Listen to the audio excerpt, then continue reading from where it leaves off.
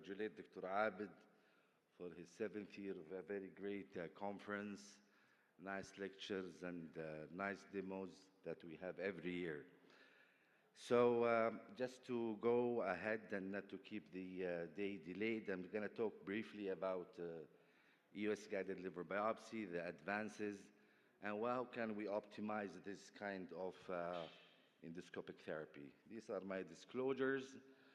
So we're quickly going to go through the background of the EUS-guided liver biopsy, and why do we really have to choose this method of therapy? Why don't we stick to our previous ones?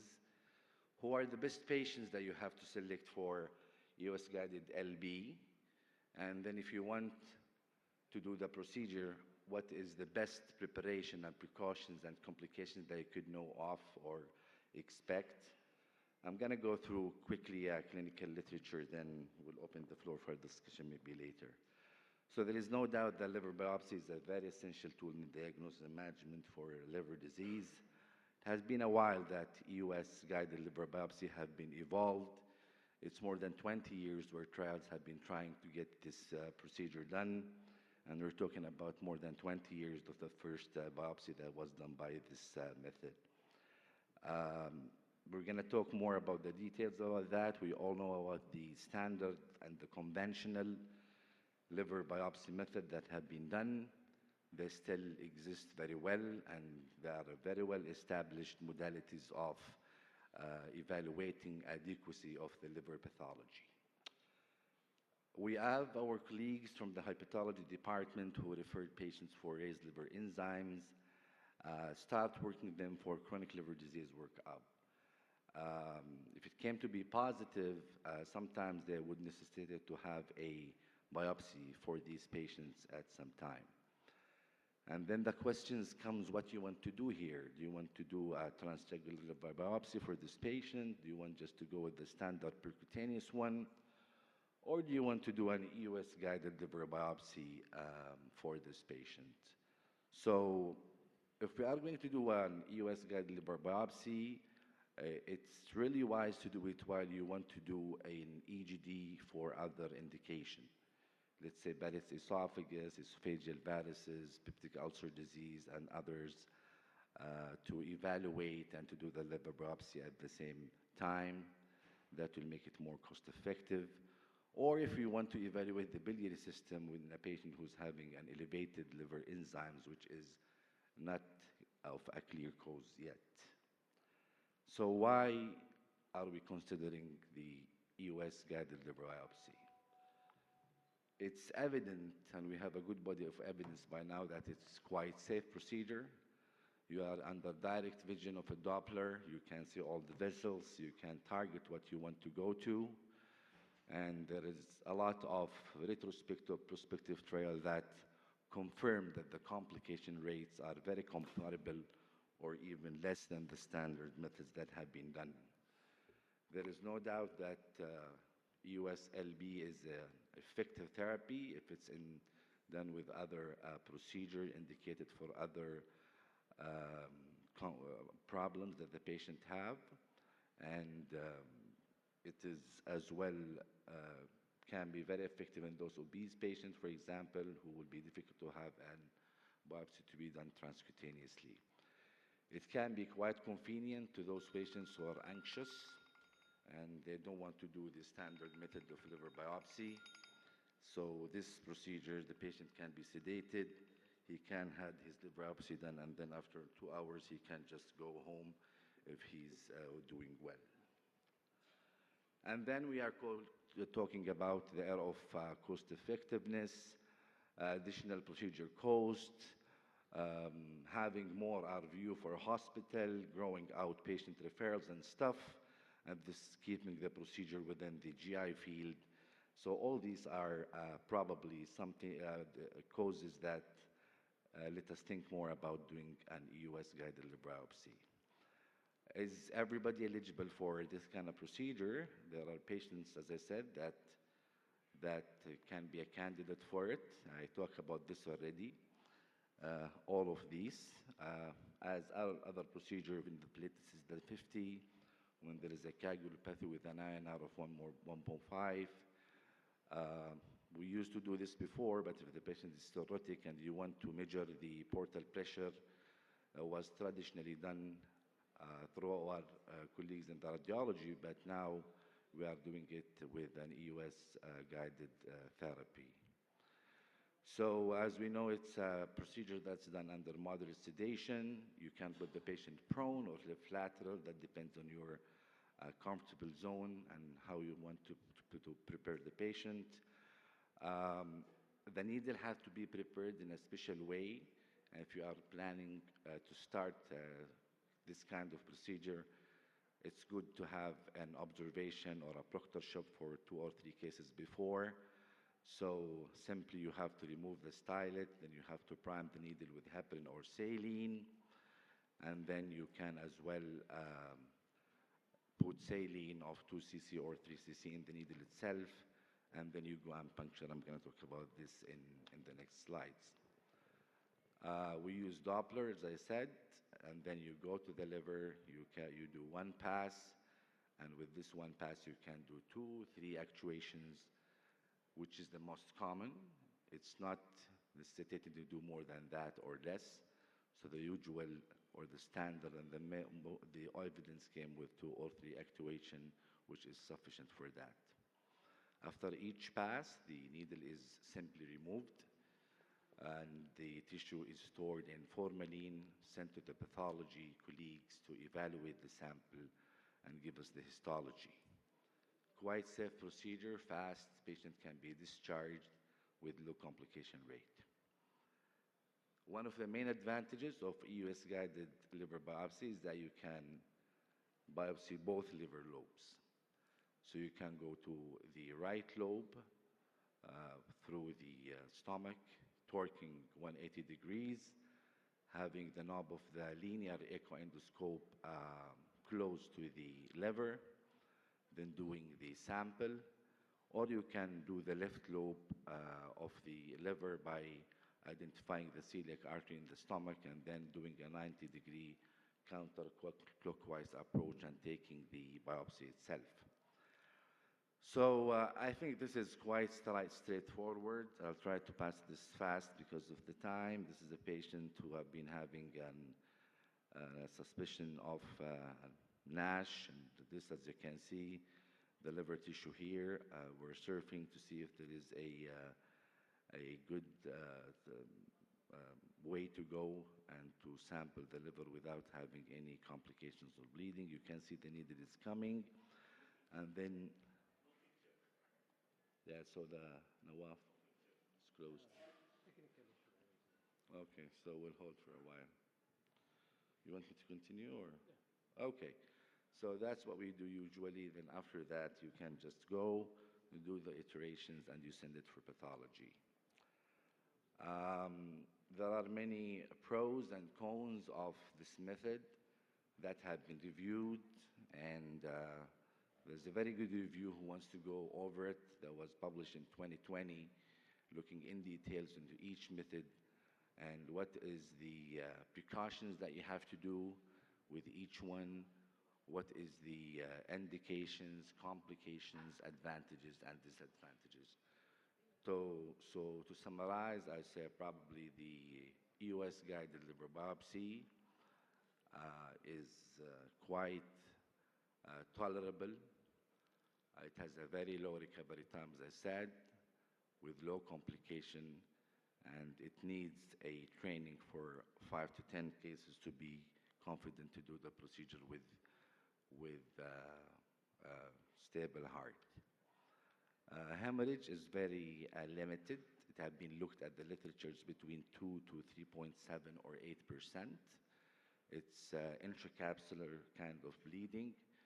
Usually it wouldn't, because there is no reported mortality from such procedures so far reported.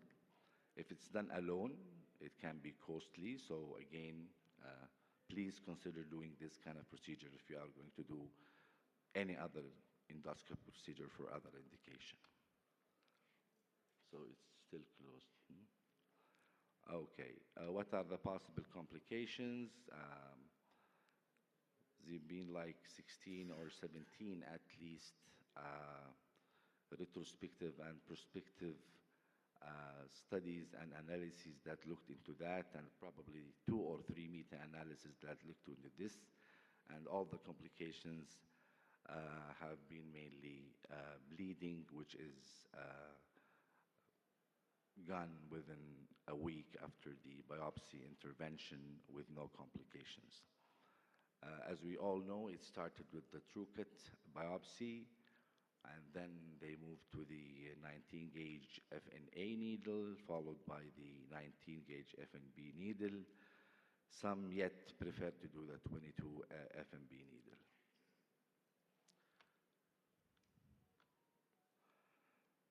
This is a meta-analysis. I'm sorry that you cannot see that, but maybe I can repeat the lecture if you want later.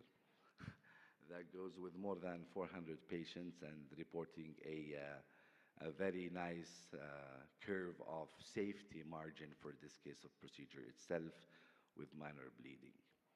Though we have few challenges that we have to consider before that. You have to have a good mentor to teach you how to do the procedure to start with, and how to do it in a good way. The biopsy, though, meet the international society criteria for all the societies. It can be smaller if you're using a smaller needle. Even if you're using the 19, if you compare it to the transcutaneous one, usually they use 16 gauge. So you'll have good portal tract, you'll have good sample, but you might have a thinner kind of biopsy, which is quite adequate as per evidence to be analyzed and having the diagnosis for that. So what is the evidence behind the EUS-guided liver biopsy? So this started long time back, but probably the well-conducted multicentric study across the states involved 8 centers with more than 100 patients, looking into the safety and the efficacy of having an EUS liver biopsy. And they came up with a 98% of specimen adequacy for pathological diagnosis of different diseases. The median tissue length of the liver was 3.8 centimeter, which is quite enough to be analyzed, and the complete portal tract was 14. From there, studies came through, and there are a lot of studies that you can look into the literature for that, and this is one of them that compared the number of passes that you have to do if you want to do a liver biopsy, and how many iterations that you have to do. And what they noticed that there is a little bit less adequacy if you do less than 3 iterations, but the number of complete portal triads and the specimen length were not that much different between all these modalities. This GIE study looked into a comparison whether you want to do the procedure dry or wet.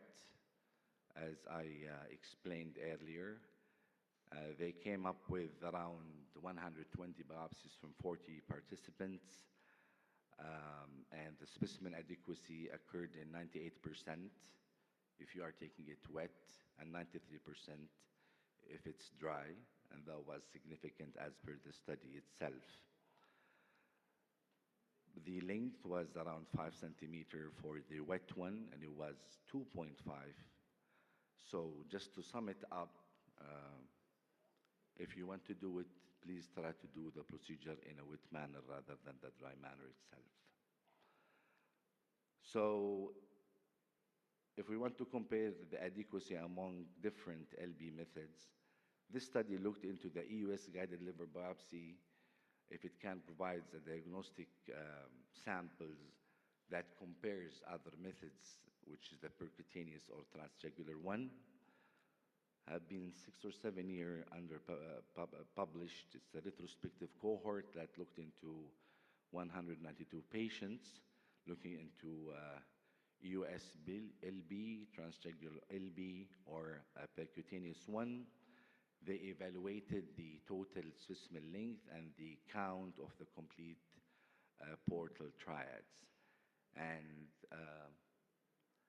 they concluded that the number of CPT and the TSL with EUS LB method was quite equivalent to the percutaneous one and the transjugular one when the left lobe only was sampled, and it can be even better if you do EUS, if you do bipolar sampling compared to the other modalities. This is other study that compared EUS-guided biopsy using the percutaneous or transjugular approach that was done by our colleagues in the radiology. And the bottom line of this study is that it's better to do it under EUS-guided, especially if you are looking for NASH in some patients. There is some negative impact points in this study, but it had been quoted a lot in the literature. So they concluded that the liver biopsies performed through the EUS-guided manner are comparable to the IR ones and may have an enhanced safety profile with acceptable tissue acquisition characteristics. If we go to meta-analyses and look into the evidence and what have been so far there are three that looked into this. The first one, as we know, is the GIE one that was published 4 years back that looked into the efficacy and safety of EUS-guided liver biopsy. And that includes around 11 or 12 studies. And the number of patients were around 500. And they looked into the pooled rate of successful histological diagnosis if you do it under ultrasound. And it was around 94%, which is quite comparable to other methods. And then if they look, they as well pooled all the adverse events with this, and it's like 2.3. They went through and did a subgroup analysis looking into the adverse event rate with the 19-gauge FNA needle versus other core biopsy needles that have been used, and it was so low, it was like 0.9%. So looking into the evidence, I can tell, are we ready to do for liver biopsy? Yes. With EUS, definitely it's a treatment that can be considered for indicated patients. I'll skip this for the sake of time, but in brief, this is other analysis that was done in the Clinical Endoscopy Journal, looking into 5 large studies that compared each modality itself. This completes like 650 patients. All these were FMBs, so no FNAs was included in that study. They looked into the adequacy, looking into the CPT, the total specimen length, and the length of the specimen. How many minutes do I have now? 2, maybe? Okay, I'm done. So looking into that, unfortunately the screen is not working. The graph showed that all have been compatible, looking into all kind of the parameters and the outcomes that they looked into for that. Their subgroup analysis showed when they just looked into the biopsies that have been, also look into the needles, sorry, that have been used to do the biopsy these days, the adequacy for the EUS-guided liver biopsy was 99%, and the transcutaneous was 99, so that's just the same, and the transjugular one was 98%. And the adverse event was reported to be 13 for the EUS-guided biopsy, and it was less according to this meta-analysis, which is quite understandable with the transjugular approach.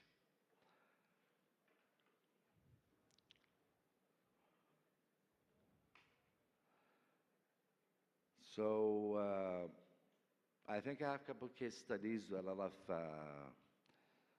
of videos, but probably it won't be useful to present it, but I'll be happy to show it to anyone at any time if he wants to, so I'm going to skip that. So just to conclude, I want to say that by now EUS guided liver biopsy is quite safe to provide a tissue yield that's compatible to other modalities of biopsying the liver. You can see that it's been a procedure that have been done more and more in many centers, and the technique have been improved definitely in the last 9 or 10 years.